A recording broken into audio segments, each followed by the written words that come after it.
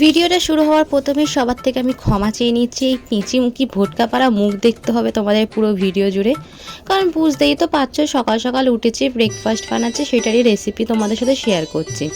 তো আর যাই হোক, সকাল সকাল হাসি মুখে রান্না করতে হয় আমি পারবো না। অফকোর্স আমি পাপা কি পারি, তার সাথে মায়ের কাজের লোকও, তাই যাই হোক সকাল সকাল নিজের ব্রেকফাস্ট নিজেই বানাচ্ছি।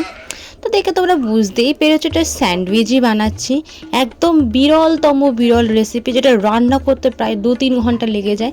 এমনই কঠিন রেসিপি আমি রান্না করে যে তোমাদের দেখাবো, এটা তোমাদের ভাবা বেকার। যে নিজে রান্না করতে পারে সে তোমাদের কি রান্না দেখাবে। তো যেটুকুনি পারি সেটাই রান্না করেছি।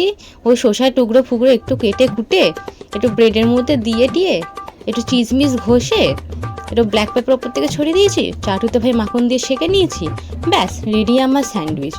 আবার ভেবে সে অথেন্টিক স্যান্ডউইচ বানাবো, অত কিছু করারও আমার ক্ষমতা নেই বাবা। এই সকালবেলায় যেটা পেরেছি এটাই করেছি, কিন্তু খেতে ভাই দারুণ হয়েছিল।